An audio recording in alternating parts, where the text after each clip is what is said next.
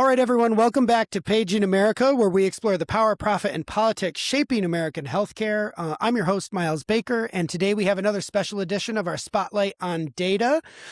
We are absolutely pleased to be joined once again by Liz Hamel, who is the Vice President and Director of Public Opinion and Survey Research at KFF, a nonpartisan health policy research, polling, and news organization. She oversees the team that is responsible for KFF Health Tracking Poll, the COVID-19 Vaccine Monitor, and ongoing survey partnerships with news organizations such as the Washington Post, Los Angeles Times, and CNN. Liz, thank you so much for joining us. Happy to be here. Great. So welcome back to the show. Thanks for being here. The last time you were on, we invited you to when KFF had released its last poll on health survey research. But KFF has released the latest health tracking poll that asks people about healthcare costs and expiring ACA tax credits and the 2026 midterms. What prompted commissioning and releasing this poll? Was it just on a schedule, or was there something that you all wanted to really dive into? Yeah, well, this poll in particular really fits with a lot of what our focus is on our public opinion research at KFF, which is not only to find out what do people think about healthcare policy, but what are they experiencing in their own lives when it comes to healthcare. And so this is certainly not the first time we have polled on people's affordability concerns with healthcare.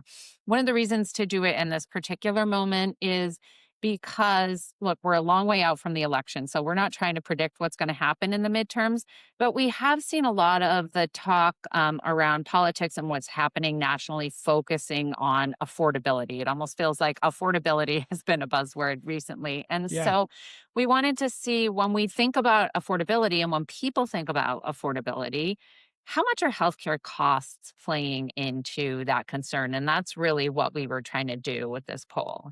Right. And so, reading the poll, it looked like 8 in 10 adults said their cost of living had increased in the past year.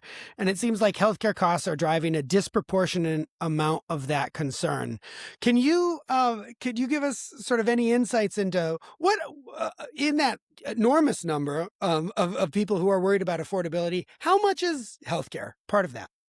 Sure. I mean, one of the areas where we really see healthcare pop up as the biggest concern is, people have trouble paying for their healthcare right now. So about half of people say healthcare is difficult to afford. Some people tell us they're skipping care because of the cost. That's about a third of people. But when we ask about worries about the future, healthcare costs are one of those things that can be really hard to predict, especially if you don't have insurance. But even if you do have insurance, you may have a high deductible. You may not know, are you going to have an accident? Are you going to have a new illness pop up this year? And so when we ask people about the things they're worried about affording, that's where we find that, compared to things like food, housing, utilities, which are all expensive and people worry about, but healthcare costs are the thing that really popped up as the thing that most people say that they're worried about affording. And that number, to put it in context, it's about 2/3 of people who say that they're worried about being able to afford healthcare for themselves and their families. And a third of those say that they're very worried. So this is a big concern for a big chunk of the population. That seems like a pretty significant, a pretty significant percentage of the population. And do you have any insights into how that compares to any affordability questions that maybe have happened in the past? Does this seem like it's a number that's increasing, or have we sort of seen a consistent concern over time with people and their healthcare costs? Yeah, it's definitely been a concern for a long time. But when we think about it as a voting issue, and this is where we get into the election part of the poll, right? As I said, we're not trying to predict what's going to happen in the midterms, but what we do with our election-related polling is to try to inform how our voters thinking about this. And it does, often we think of healthcare as a second-tier issue in the election, right? Many recent elections, we see the economy emerging as the top issue. But I think what we're seeing now is a greater concern about healthcare costs as part of that economic concern. It's always sort of a component. But for example, if we look back to the 2024 election, we did some polling in partnership with the AP, looking at voters and what were their economic concerns in that election. That really was a lot about affordability.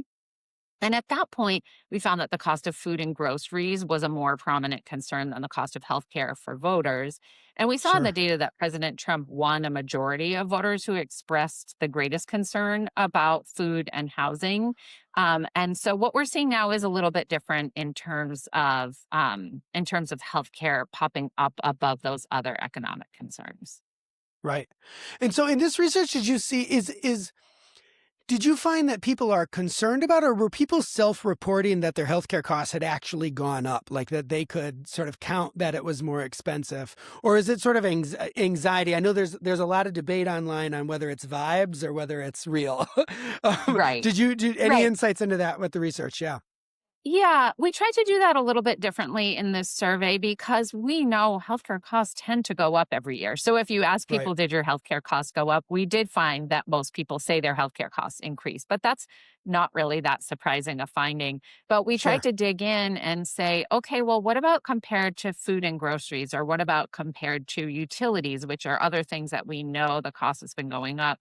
And about 1 in 5 people told us that they thought their healthcare costs were going up faster than the cost of groceries, than the cost of utilities. So that kind of gives us a sense of the magnitude of that increase in terms of people's perceptions.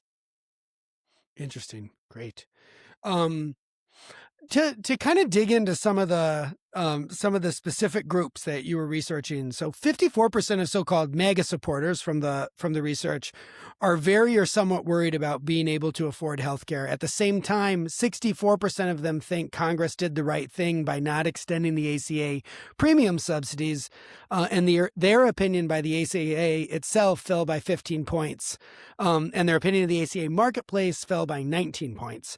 What do you account for how do you account for the sort of so I think some people would say is a disconnect, but how do you see it? Well, this is a very familiar, not necessarily a disconnect, but a familiar dynamic that we see in public opinion research on healthcare.